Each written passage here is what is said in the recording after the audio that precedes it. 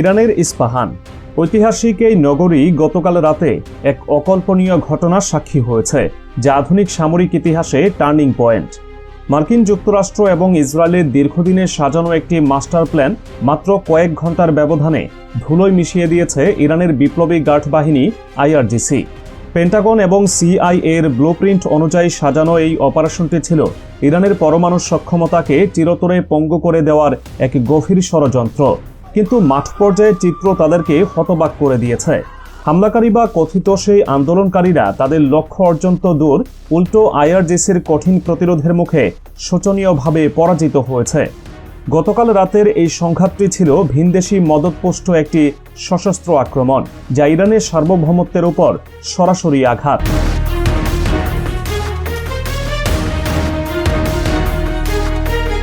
এখন যে মানচিত্রটি দেখছেন, এটি ইরানের মধ্যাঞ্চলে অবস্থিত ইস্পাহান শহর।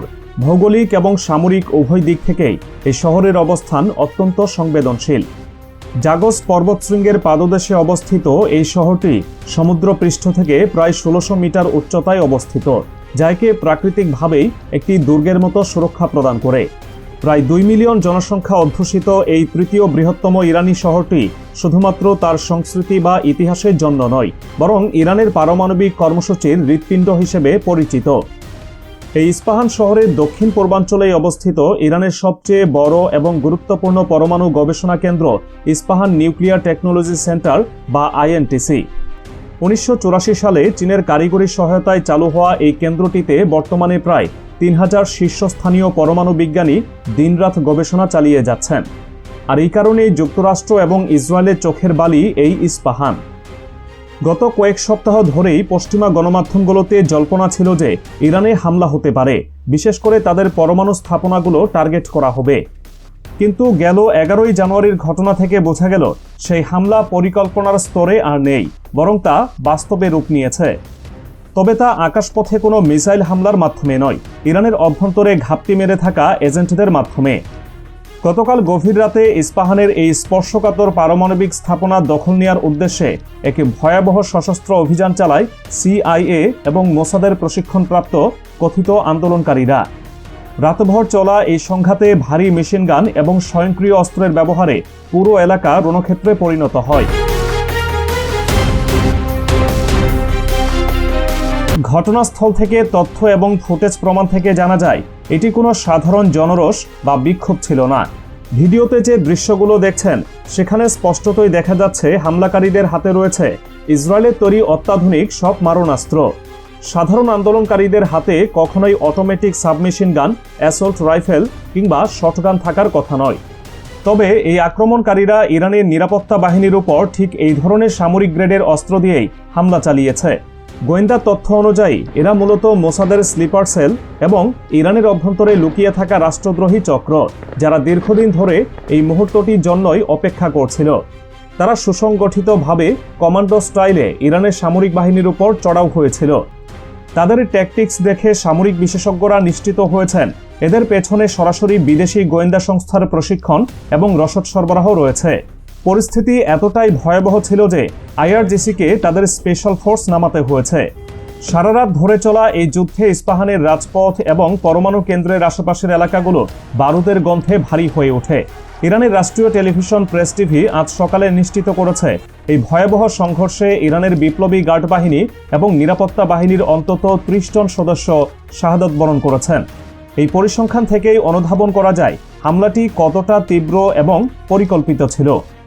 ৩০ জন প্রশিক্ষিত সামরিক কমান্ডারের নিহত হওয়ার ঘটনা থেকে বোঝা যায় প্রতিপক্ষ কোনো সাধারণ জনতা ছিল না, তারা ছিল পুরোপুরি যুদ্ধের প্রস্তুতি নিয়ে আসা একটি বাহিনী।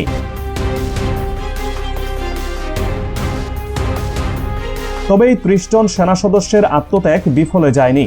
তাদের প্রতিরোধের মুখেই যুক্তরাষ্ট্র ও ইসরায়েলের সেই কথিত প্রক্সি বাহিনী পিছু হটতে বাধ্য হয়েছে।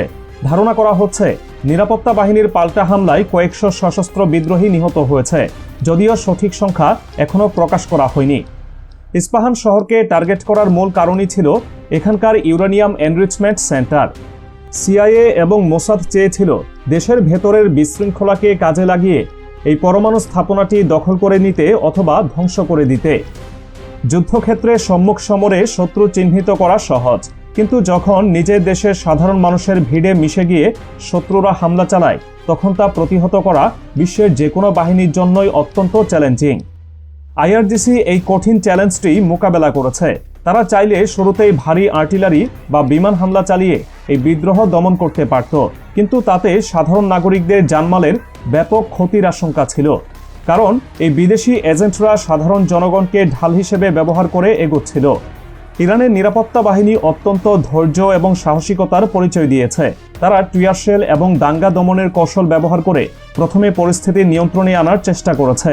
তবে যখন দেখা গেল আন্দোলনকারীরা সশস্ত্র যুদ্ধ শুরু করেছে এবং তাদের লক্ষ্য রাষ্ট্রের পরমাণু সম্পদ ধ্বংস করা, তখন আইআরজিসি সর্বোচ্চ শক্তি প্রয়োগ করতে বাধ্য হয় এবং ভোরের আলো ফোটার আগেই ইস্পাহান শহর পুরোপুরি নিরাপত্তা বাহিনীর নিয়ন্ত্রণে চলে আসে।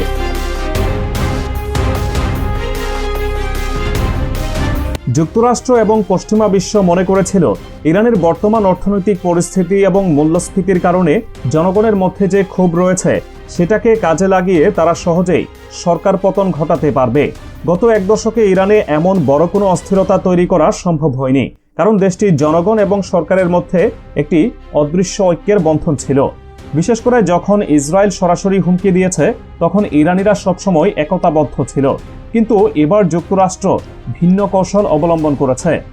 তারা অর্থনৈতিক সংকটের সুযোগ নিয়ে সমাজের ভেতরে ফাটল ধরানোর চেষ্টা করেছে এবং রেজা শাহ পাহলভির মতো পশ্চিমা এজেন্টদের পুনরায় ক্ষমতায় বসানোর স্বপ্ন দেখছে।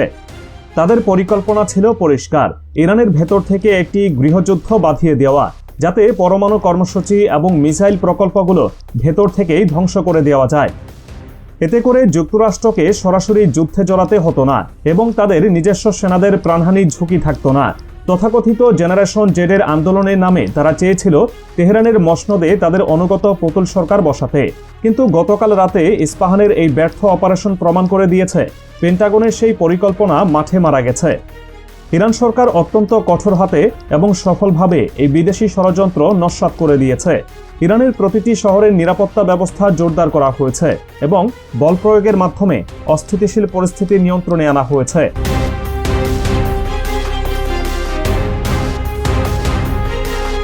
ইস্পাহানের এই পরাজয় ডোনাল্ড ট্রাম্প এবং তার প্রশাসনের জন্য একটি বড় ধাক্কা। চীনের প্রভাবশালী সংবাদ মাধ্যম সিনহুয়া নেটের একটি প্রতিবেদন নিশ্চিত করেছে, অভ্যন্তরীণ কোপ বা অভ্যুত্থান প্রচেষ্টার ব্যর্থতার পর ডোনাল্ড ট্রাম্প এখন দিশেহারা হয়ে পড়েছেন। তিনি জরুরি ভিত্তিতে পেন্টাগনের শীর্ষ সামরিক কর্মকর্তাদের সাথে বৈঠক করেছেন। সেই বৈঠকের মূল এজেন্ডা ছিল বিকল্প কোনো পথে ইরানে আক্রমণ করা যায় কিনা। যেহেতু ভেতর থেকে সরকারকে দুর্বল করা সম্ভব হচ্ছে না, তাই যুক্তরাষ্ট্র এখন সরাসরি সামরিক আগ্রাসনের পথ খুঁজছে। এই উত্তেজনার মধ্যে ইসরায়েলের প্রধানমন্ত্রী বেনিয়ামিন নেতানিয়াহু যুক্তরাষ্ট্রের পররাষ্ট্রমন্ত্রীর সাথে টেলিফোনে দীর্ঘ আলাপ করেছেন। তাদের আলোচনা থেকে এটা স্পষ্ট, নিভে যাওয়া আগুনে তারা আবার ঘি ঢালতে চাইছে।